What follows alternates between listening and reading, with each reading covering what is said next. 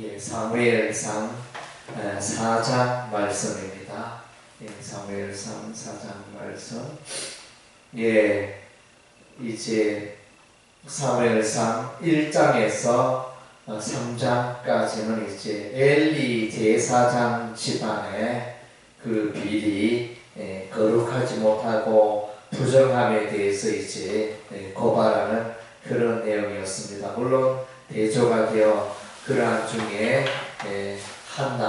한나와 사무엘이 또 이제 별같이 떠오르는 그런 이제 배경이 1장에서 3장까지 나타나 있습니다. 예, 4장에는 이제 이와 같이 엘리 제사장이 또 그 가족이 하나님 앞에서 이렇게 깨어있지 못하고 하나님의 마음을 아프게 한 동안에 이제 전쟁이 일어납니다. 예, 엘리 제사장을 비롯하여 이스라엘 백성들이 하나님 앞에서 깨어있지 못하고 거룩한 삶을 살아가지 못할 때 우리 하나님은 이제 징계를 하십니다. 우상 숭배를 할 때 우리 하나님이 이제 징계를 하는데, 그래서 이웃 나라를 보냅니다. 이웃 나라 족속 블레셋 사람, 또 에돔 사람, 모압 사람, 암몬 사람,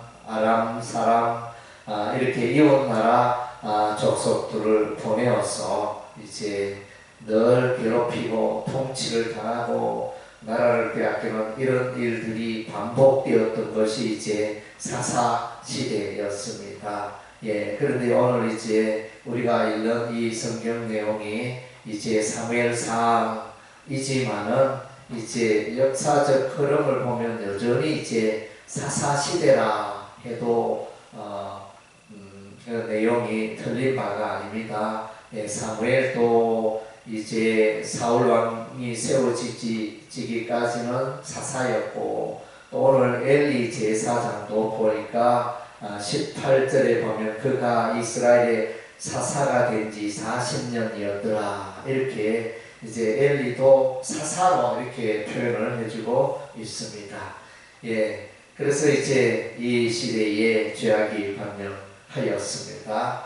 특별히 이제 오늘 우리가 보면 이 사장이 이스라엘이 블레셋과 전쟁을 하여 크게 패배를 합니다.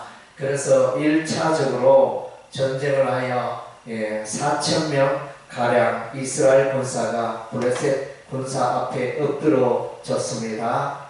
그래서 이제 이 일이 어떻게 된 것인가 이러면서 이스라엘 백성들이 지혜를 낸 것이, 실로에 있는 여호와의 언약궤를 우리에게로 가져오면 우리가 이 전쟁에 반드시 이길 것이다. 이러면서 여호와의 언약궤를 이제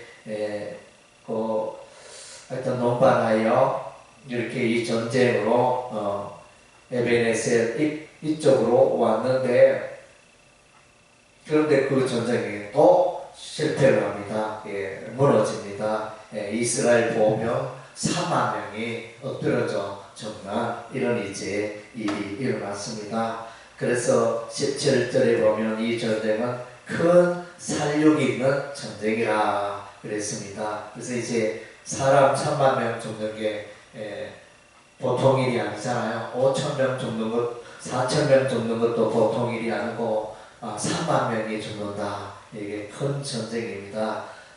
그래서 이 전쟁에서 여호와의 언약궤도 뺏기고, 이 전쟁에서 엘리 제사장의 두 아들 홈니와 비느하스가 또 사망을 당하고, 그래서 또 이 전쟁이 패했고 여호와의 언약궤가 뺏겼다는 이 소문을 듣고 이 엘리 제사장도 의자에 앉아있다가 뒤로 넘어져가지고 목이 부러져서 죽는 이런 이제 불행하고 비참한 일이 일어나게 되어집니다. 그래서 이제 이런 배경이 왜 일어나느냐, 그래서 이런 어두운 역사가 왜 일어났느냐, 그 해결하는 그 열쇠 중에 하나는 4절에 보면 이의 백성이 시로에 사람을 보내어 그룹 사이에 계신 만군의 여호와의 언약궤를 거기서 가져왔고 엘리의 두 아들 홈니와 비느하스는 하나님의 언약궤와 함께 거기에 있었더라. 하나님의 언약궤 곁에 누가 있었다고요? 홈니와 비느하스. 홈니와 비느하스는 어떤 사람이죠? 그래서 이제 하나님을 경멸히 여기고 성전 그 제물을 제사 지내기 전에 먼저 탈취하고 그래서 또 성전을 섬기는 또 요정을 이렇게 또 성적으로 이렇게 폭력을 행하고 이런 이제 악한 아들이었습니다. 그래서 이제 비교가 되죠. 이때 하나님의 언약궤가 일을 하지 않습니다. 원래 의인이 그 곁에 있고 의로운 사람, 거룩한 사람 있으면 하나님의 언약궤가 일을 하고 하나님께서 일하기 시작하는데 그래서 여기는 하나님께서 아무 일도 하지 않았습니다.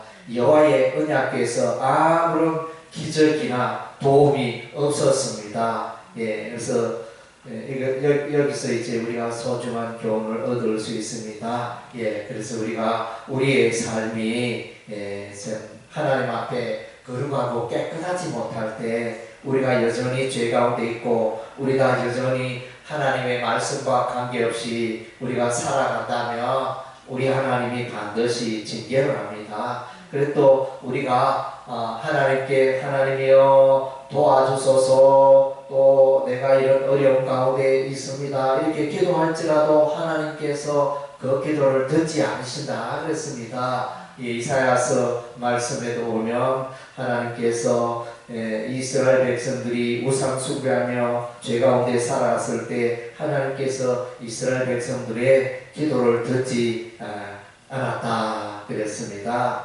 그래서 또 말라기서 성경에 보면 우리 하나님은 이제 누가 성전문을 여호와의 성전문을 좀 닫았으면 좋겠다.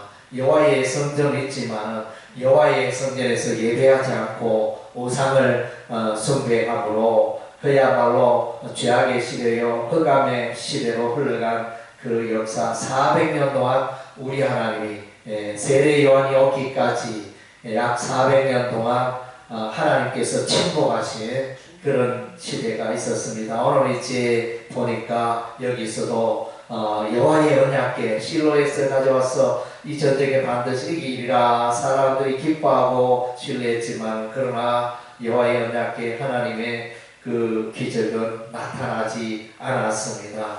아무 일도 없고 그래서 이제 이런 일을 지켜본 엘리 제사장의 며느리 비느하스의 아내가 이제 아기를 낳았는데 고통 중에 아기를 낳았는데 아기 이름을 이가봇이라. 이가봇은 이제 여호와의 영광이 떠났다.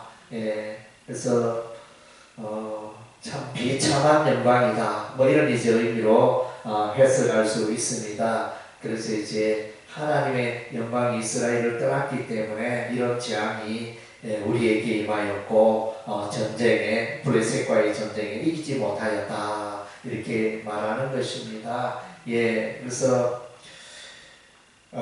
참 여기서 우리가 또 얻을 수 있는 교훈은 우리가 이제 겉모양만 그리스도인의 모습, 하나님의 자녀의 모습을 하다 보면 하나님의 도움을 얻지 못하고 하나님의 영광이 떠날 수가 있습니다. 죄 가운데 살아갈 때 하나님의 영광이 떠납니다. 그래서 이제 그런 사람의 신앙생활은 메마르고 하나님의 은혜와 축복이 사라지는 것입니다. 그래서 이제 오늘 나의 삶이 우리의 삶이 하나님 앞에 거룩하며 하나님 말씀을 귀하기고 하나님의 말씀에 순종하고 그렇게 하나님과 동행하고 있는지 아니면 내가 이제 정반대로 사람들 눈치만 살피고 사람들이 또 보지 않는 곳에서는 내가 어두운 일을 행하고 흑암의 일을 행하고 마귀가 좋아하는 일을 행한다면 어떻게 하나님의 영광이 하나님의 은혜가 하나님의 놀라운 기적이